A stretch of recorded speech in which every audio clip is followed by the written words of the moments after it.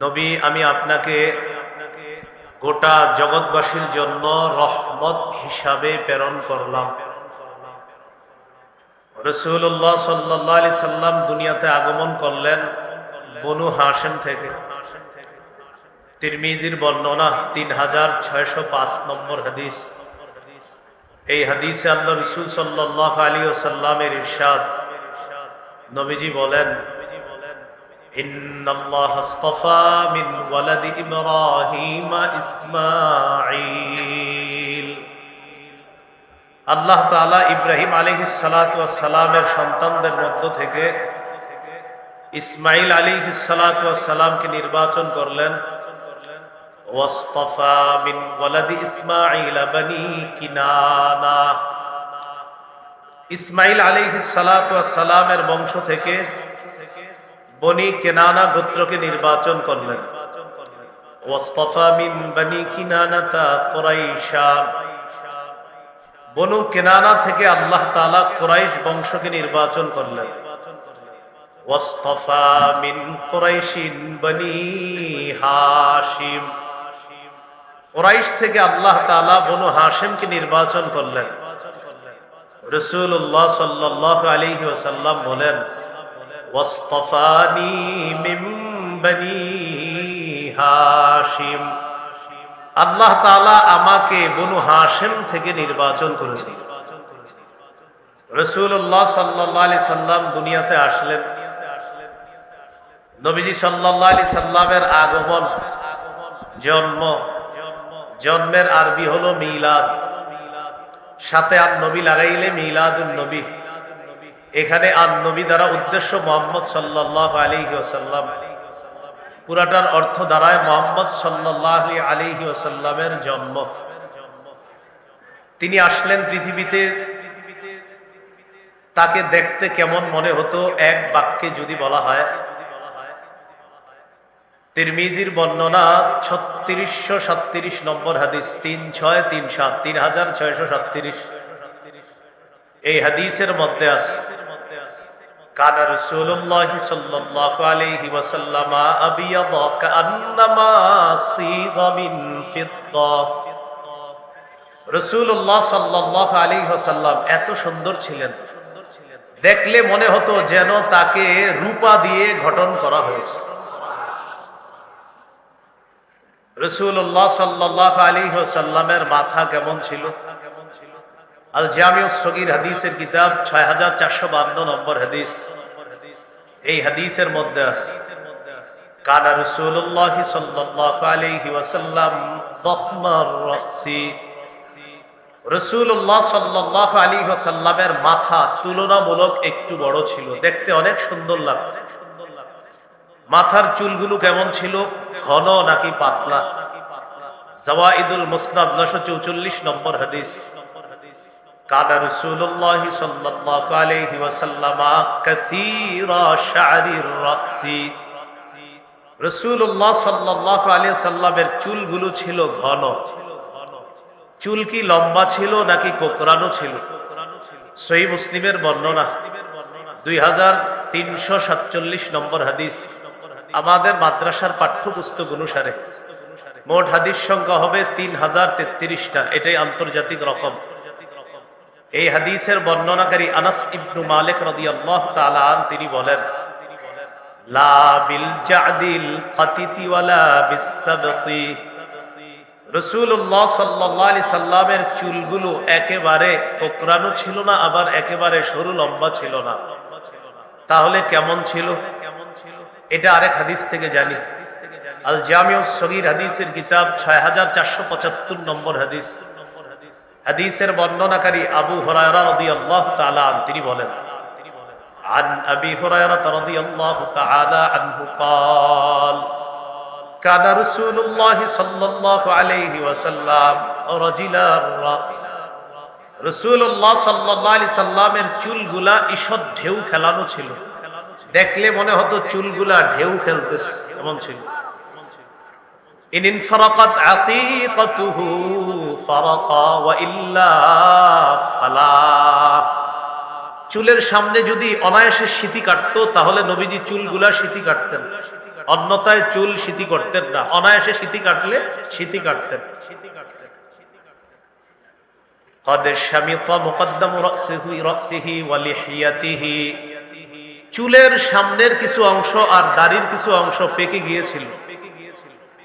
এই দাড়ি পাকা আর চুল পাকা গুলা ইদাদ দাহানা যদি তেল দিতেন লাম ইয়াতাবায়ান, তাহলে পাকা দাড়ি পাকা চুল দেখা যেত না। ওয়া ইদা শাইসা তাবায়ানা, আর যদি চুলগুলা একটু অগোছালো হতো তাহলে ওই সাদা দাড়ি আর চুল একটু স্পষ্ট হতো, সেটা দেখা যেত। এই হলো রাসূল সাল্লাল্লাহু আলাইহি ওয়াসাল্লামের চুলের বর্ণনা। চুলের পরিমাপ কতটুকু ছিল এই ব্যাপারে উলামায়ে কেরাম সবাই এখানে, আমি আপনাদের কিন্তু বলতেও পারি না, উলামায়ে কেরাম ছাড়া অন্য যারা আছে আপনারা তিনটা শব্দ মনে রাখবেন। 1 নম্বর ওয়াফরাহ, 2 নম্বর লিম্মাহ, 3 নম্বর জুম্মাহ। কানের অর্ধেক পর্যন্ত চুল, এটা হলো ওয়াফরাহ। 2 কান আর কাঁধের মাঝামাঝি চুল, এটা হলো লিম্মাহ। কাঁধ পর্যন্ত চুল, এটা হলো জুম্মাহ। হাদিস থেকেই চলেন, তিনটা চুলের পরিমাপ জেনে নেই। সহিহ মুসলিমের বর্ণনা 2344 নম্বর হাদিস। এই হাদিসের মধ্যে আছে কানা শারু রাসূলিল্লাহি সাল্লাল্লাহু আলাইহি ওয়াসাল্লাম ইলা আমসাফি উযুনাই, রাসূলুল্লাহ সাল্লাল্লাহু আলাইহি সাল্লামের চুলগুলো ছিল কানের অর্ধেক পর্যন্ত। বলেন তো এটাকে কি বলা হয়? ওয়াফরাহ। সহিহ বুখারীর বর্ণনা 5905 নম্বর হাদিস।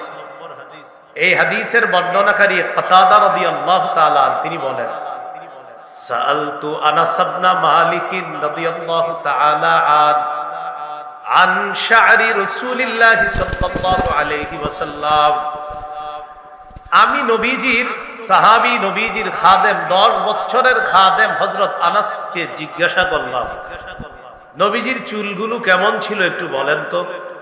হযরত আনাস রাদিয়াল্লাহু তাআলা আনহু জবাব দিলেন, লা বিসসাবতি ওয়ালাল জাদি, একেবারে সরু লম্বা ছিল না, আবার কোকড়ানো ছিল না। কেমন ছিল চুলগুলা? বাইনা উযুনাইহি ওয়া আতিকি, নবীজির চুল মুবারক গুলো ছিল 2 কান আর কাঁধের মাঝামাঝি, এটাকে বলা হয় লিম্মাহ। রয়ে গেল জুম্মাহ। সহিহ বুখারীর বর্ণনা 5904 নম্বর হাদিস। এই হাদিসের মধ্যে আছে কানা ইয়াদরিবু শা'রু রাসূলিল্লাহি সাল্লাল্লাহু আলাইহি ওয়াসাল্লাম মানকিবাই, রাসূলুল্লাহ সাল্লাল্লাহু আলাইহি সাল্লামের চুল মুবারক কাঁধ পর্যন্ত লম্বা হতো মাঝে মাঝে, এটাকে বলা হয় জুম্মাহ। এই হলো রাসূল সাল্লাল্লাহু আলাইহি সাল্লামের চুলের পরিমাপ। এবার মাথার পরে আমরা আসি চেহারা মুবারক কেমন ছিল। রাসূলুল্লাহ সাল্লাল্লাহু আলাইহি সাল্লামের চেহারা মুবারক কেমন ছিল এক কথায় বললে, সহিহ বুখারীর বর্ণনা 3549 নম্বর হাদিস। এই হাদিসের মধ্যে আছে কানা রাসূলুল্লাহ সাল্লাল্লাহু আলাইহি ওয়াসাল্লাম আহসানান নাসি ওয়াজহা, রাসূলুল্লাহ সাল্লাল্লাহু আলাইহি ওয়াসাল্লামের চেহারা মুবারক মানুষের মধ্যে সর্বাপেক্ষা সুন্দর ছিল, সবচেয়ে সুন্দর ছিলেন। তিরমিজির বর্ণনা 3638 নম্বর হাদিস। এই হাদিসের মধ্যে আছে লা বিল মুকালসাম, চেহারা একেবারে গোল ছিল না। তাহলে কেমন ছিল এটা মুসলিম থেকে জেনে নিই। 2344 নম্বর হাদিস। প্রশ্ন করা হলো ওয়াজহুহু মিসলুস সাইফ, আচ্ছা নবীজির চেহারা মুবারক কি তরবারির মতো ছিল? তো তিনি জবাব দিলেন, লা বাল কানা মিসলাস সাইফ মিসলাশ শামসি ওয়াল কমার, নবীজির চেহারা মুবারক ছিল চন্দ্র এবং সূর্যের মতো গোল সুন্দর। এর পুরা গোল না কিন্তু আপনার, কানাফি ওয়াজহিহি তাদবীরুন, কিছুটা গোল ভাব ছিল, পুরাপুরি গোল ছিল না এমন। একটি হাদিস শুনেন, জাবির ইবনে সামুরা রাদিয়াল্লাহু তাআলা আনহুর বর্ণনা, তিরমিজির 2811 নম্বর হাদিস, 2811। এই হাদিসে আছে জাবির রাদিয়াল্লাহু তাআলা আনহু বলেন, রাআইতু রাসূলুল্লাহি সাল্লাল্লাহু আলাইহি ওয়াসাল্লাম, আমি আল্লাহর নবীকে দেখলাম ফি লাইলাতি ইদহিয়ান, জোছনা রাতে। আমি রাসূলুল্লাহ সাল্লাল্লাহু আলাইহি সাল্লামকে দেখলাম জ্যোৎস্না রাতে। ফাজআলতু আনজুরু ইলা রাসূলিল্লাহি সাল্লাল্লাহু আলাইহি ওয়াসাল্লাম ওয়া ইলাল কমার। আমি একবার নবীর চেহারা মুবারকের দিকে তাকাইলাম, আরেকবার চাঁদের দিকে তাকাইলাম। আল্লাহর কসম, হুয়া আহসানু ইনদি মিনাল কমার। আল্লাহর কসম, আমি চাঁদের দিকে দেখলাম, নবীর দিকে দেখলাম, চাঁদের চেয়েও নবীকে আমার কাছে বেশি সুন্দর মনে হয়েছে। আল জামিউস সগীরের মধ্যে আসছে ইয়াতালাল্লাহু ওয়াজহুহু তালাআলু আল কমারি লাইলাতাল বদরি। পূর্ণিমার রাতের চাঁদ যেমন সুন্দর, নবীর চেহারা মুবারক ঠিক তেমন সুন্দর, উজ্জ্বল হয়েছে। এ হলো চেহারার বর্ণনা। রয়ে গেল কপাল। কপাল ছিল কেমন? ওয়াসিআল জাবিন। ললাট ছিল প্রশস্ত, কপাল ছিল প্রশস্ত। কপালের পরে দেখেন দুইটা ভুরু আছে। হ্যাঁ, এই ভুরু কেমন ছিল? আযাজ্জাল হাওয়াজিবি সাওয়াবিগা ফি গায়রি কান্নিন বাইনাহুমা ইরকুন ইউদিররুহুল গাদাব। নবীজির ভুরুগুলো ছিল বক্র, ঘন, সুন্দর, সরু ছিল বক্র। দুই ভুরুর মাঝে ফাঁকা ছিল, মিল ছিল না। ফি গায়রি কান্নিন, একটা আরেকটার সাথে মিলিত ছিল না। মাঝখানে বাইনাহুমা ইরকুন, মাঝখানে একটা ছোট্ট রগের মতো ছিল। সাহাবায়ে কেরাম বলেন এত সুন্দর ছিল এটা। ইউদিররুহুল গাদাব, যখন নবী রাগ করতেন তখন এই জায়গার রগটা মত চমৎকার ভাবে স্পষ্ট হয়ে যেত। যদি একটু রাগ করতেন এই জায়গায় আপনার রগটা হালকা স্ফীত হয়ে যেত, দেখতে বড় চমৎকার লাগতো, সুন্দর লাগতো। গর্ভবতী স্ত্রীদেরকে এইগুলা একটু শোনায়, বুঝছেন? নাটক সিনেমা না দেখা এইগুলা শোনাবেন। নবীজি নাক কেমন ছিল, কাম কেমন ছিল, এগুলা এদেরকে লিখে দিবেন, টানায় দিবেন, ঘরের জানালায় ঝুলিয়ে দিবেন। নাটক সিনেমা দেখেন, দেখার পর যে সন্তান পেট থেকে আসে পরে এটা গিয়া শাহবাগ গিয়ে ইসলামের বিরুদ্ধে কথা বলে। এরকম ফ্যাক্টরি এখন সম্পদ তো এমনই আছে। আল্লাহ আমাদেরকে হেফাজত করেন। এই ছিল রাসূল সাল্লাল্লাহু আলাইহি ওয়াসাল্লামের গুরু। এরপরে আপনার নবীজি সাল্লাল্লাহু আলাইহি সাল্লামের গুরুর নিচে চোখ। চোখ কেমন ছিল? সহিহুল আদাবিল মুফরাদ কিতাবের নাম কিন্তু আল আদাবুল মুফরাদ, এটা ইমাম বুখারীর লেখা। এটার আপডেট ভার্সন হলো সহিহুল আদাবিল মুফরাদ। সেটা বিশাল হিস্টরি, সহিহ, এটা অন্য জগৎ। তো সহিহুল আদাবিল মুফরাদ 988 নম্বর হাদিসের বর্ণনা। এই হাদিসের মধ্যে আছে কানা রাসূলুল্লাহ সাল্লাল্লাহু আলাইহি ওয়াসাল্লাম আযীমাল আইনাইন। নবীজি সাল্লাল্লাহু আলাইহি সাল্লামের চোখ তুলনামূলক একটু বড়, দেখতে ডাগর ডাগর চোখ বিশিষ্ট ছিল। জান্নাতীদেরকে আল্লাহ যে হুর দিবেন, এই হুরদের চোখ হবে ডাগর ডাগর চোখ বিশিষ্ট। আল্লাহ আমার নবীকে দুনিয়াতে এই ডাগর ডাগর চোখ ওয়ালা নবী বানায়। চোখের ভিতরে মণি, এটা কেমন ছিল? আদআজাল আইনাইন। তিরমিজির বর্ণনা 3638 নম্বর হাদিস, লম্বা হাদিস। এখানে আছে আদআজাল আইনাইন, চোখের দুই মণি ছিল খুব কালো, ঘন কালো ছিল। জাবির ইবনে সামুরা রাদিয়াল্লাহু তাআলা আনহু বলেন, রাআইতু রাসূলুল্লাহ সাল্লাল্লাহু আলাইহি ওয়াসাল্লাম, আমি আল্লাহ নবীকে দেখলাম। দেখার পর মনে মনে বললাম, কুলতু আকহালাল আইনাইন, নবীর চোখ মুবারক দেখে আমার মনে হলো চোখের মধ্যে সুরমা লাগানো। আমি নবীজির দিকে দেখলাম, দেখার পর আমার মনে হলো নবীর চোখে সুরমা দেওয়া। ওয়ালাইসা বিআকহালা, আসলে চোখের মধ্যে সুরমা দেওয়া না। এর মানে আমার নবীর দুই চোখ আল্লাহ এত সুন্দর করে বানিয়েছে, দেখলে মনে হতো সুরমা দেওয়া আছে, আসলে সুরমা দেওয়া না। আমরা সুরমা দিয়ে সুন্দর বানাইলে চোখ যেমন হয়, আল্লাহ সুরমা ছাড়াই নবীর চোখ এমন ভাবে বানাইছে। এই ছিল চোখের সৌন্দর্য। চোখের পাশে রয়ে গেল নাক। নাক ছিল কেমন? আকদাল ইরনিন, নাক তুলনামূলক একটু উঁচা ছিল। লাহু নূরুন ইয়ালু, নাকের উপরের অংশে একটা আলো উদ্ভাসিত হতো, একটা নূর উদ্ভাসিত হতো। ও আবার নূর মানে কিন্তু নূরের তৈরি না, এখানে আবার একটা বিষয় বুঝতে হবে। হ্যাঁ, একে এক আজীব ঝামেলা। মানে আমরা অনেক সময় বলি অমুক রে, অমুক হুজুর রে, আল্লাহ মাশাআল্লাহ তার চেহারাটা কি নুরানি চেহারা। নুরানি মানে কিন্তু নূর না। নুরানি বললে কি নূরের তৈরি? আবশ্যক হয় না। লম্বা প্রমাণ আদি দেওয়া যাবে, অনেক প্রমাণ দেওয়া যাবে যে নূর বললেই নূরের তৈরি হয় না। বলে নূর বললে কিসের তৈরি হয় না? নূর। এই জন্য যারা নাকি নবীজিকে নূর বলে তারা বলে কাদ জাআকুম মিনাল্লাহি নূর, এই আয়াত দিয়ে দলিল দেয়।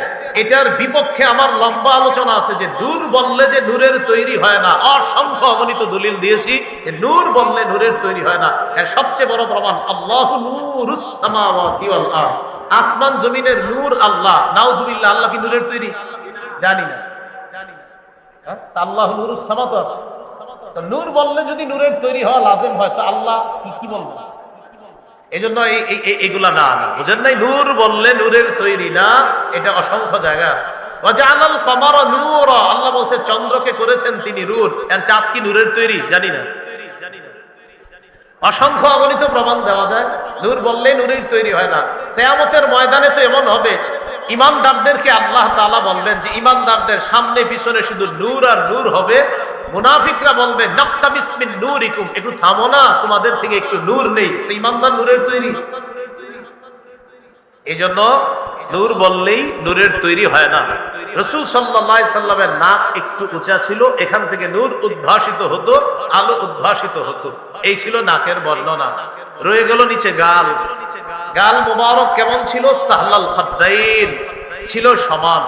দেখেন, সমান বললে মাথায় আসতে পারে এটা কেমন সমান, কিভাবে? মোট কথা, মানুষের গাল যেমন সুন্দর হতে পারে, আল্লাহ নবীর গাল ঠিক তেমন সুন্দর করে বানিয়েছে। গালের পরে রয়ে গেল দাড়ি মুবারক কেমন ছিল? কাসাল লিহিয়া, দাড়ি ছিল ঘন। এরপরে একটু নিচে আসেন, দাঁত মুবারক কেমন ছিল? মুফাল্লাজাল আসনান, সামনের দাঁত কিছুটা ফাঁকা ছিল, সুন্দর ছিল সামনের দাঁতগুলা, কিছুটা ফাঁকা, দেখতে অস্বাভাবিক সুন্দর লাগতো। রয়ে গেল মুখের ভিতরের থুতু, এই থুতু মুবারক কেমন ছিল? সহিহ বুখারীর বর্ণনা 4210 নম্বর হাদিস।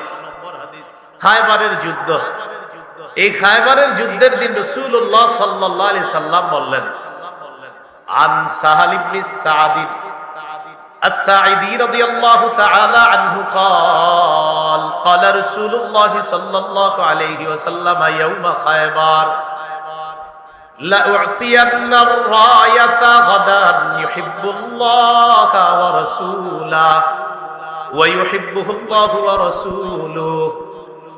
রাসূলুল্লাহ সাল্লাল্লাহু আলাইহি সাল্লাম বললেন, আমি আগামীকাল পতাকা এমন এক ব্যক্তিকে দিব যে আল্লাহকে ভালোবাসে, রসুলকেও ভালোবাসে, আর আল্লাহ এবং তার রসুলও তাকে ভালোবাসে, এমন এক ব্যক্তিকে আমি আগামীকাল পতাকা দিব। ইয়াফতাহুল্লাহু আলা ইয়াদাইহি, আল্লাহ তাআলা তার হাতে খায়বার বিজয় করবেন বলে আমি নবী আশাবাদী। সাহাবী সাহাল ইবনে সাদ রাদিয়াল্লাহু তাআলা আনহু বলেন, ফাবাতান নাসু ইয়াদুকুনা লাইলাতাহুম, সব সাহাবীরা রাতের বেলা ঘুমায় না। সমস্ত সাহাবীরা আলাপের মধ্যে কাটিয়ে দেয় আর টেনশন করে, আইয়ুহুম ইউতাহা, না জানি আগামীকাল পতাকা কার হাতে দেয়। সবার আশা, না জানি নবী পতাকাটা কাকে দেয়, যদি আমাকে দিত, যদি আমাকে দিত। মানে আশা হলো যে রাসূল সাল্লাল্লাহু আলাইহি সাল্লাম পতাকা কাকে দিবে, তো এই পতাকা পাওয়ার জন্য সবাই আশা করতেছে।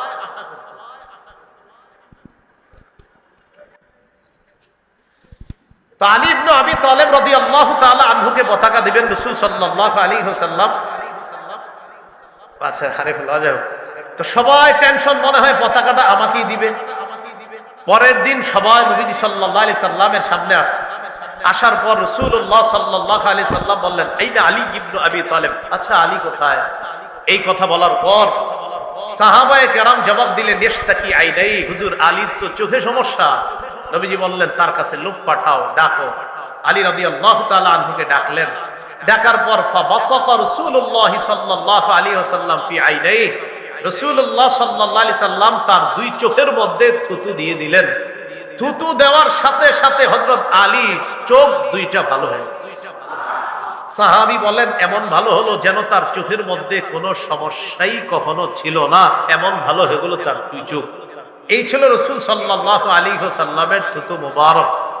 তো যাই হোক, রাসূলুল্লাহ সাল্লাল্লাহু আলাইহি ওয়াসাল্লামের জীবনী নিয়ে আলোচনা চলছে, হবে, চলতে থাকবে ইনশাআল্লাহ। বড় বড় উলামায়ে কেরাম আলোচনা করবে ইনশাআল্লাহ। আজকে অন্তত যতটুকু জানলাম যে রাসূল সাল্লাল্লাহু আলাইহি সাল্লাম জন্মের পরে তিনি কেমন ছিলেন, দেখতে কতটা সুন্দর ছিলেন, এই বর্ণনা জানলাম। সর্বশেষ কথা, মিলাদ অর্থ জন্ম, মিলাদুন নবী অর্থ মুহাম্মদ সাল্লাল্লাহু আলাইহি সাল্লামের জন্ম। মিলাদ বললে যেন কারো মাথায় এটা না আসে যে মিলাদ মানি কিছু নাচানাচি আর কিছু করার পর একটা মুনাজাত হবে, এরপর কিছু বিতরণ হবে আর খাবো। মিলাদ মানি কিন্তু এটা না। মিলাদ মানি মুহাম্মদ সাল্লাল্লাহু আলাইহি সাল্লামের জন্ম, এই কথাটা সবাই মাথায় রাখবো। তারেকটা হলো সিরাত, নবীজির জীবনী। যাই হোক, আল্লাহ রাসূল সাল্লাল্লাহু আলাইহি সাল্লামের জীবনী যেন আমরা আমাদের জীবনে বাস্তবায়ন করতে পারি, আল্লাহ তৌফিক দান করেন। সুবহানাল্লাহি ওয়া বিহামদিহি, সুবহানাকাল্লাহুম্মা ওয়া বিহামদিকা আশহাদু আল্লা ইলাহা ইল্লা আনতা আস্তাগফিরুকা ওয়া আতুবু ইলাইক। আমিন ওয়া আখিরু দাওয়ানা আলহামদুলিল্লাহি রাব্বিল আলামিন। আসসালামু আলাইকুম ওয়া রাহমাতুল্লাহ।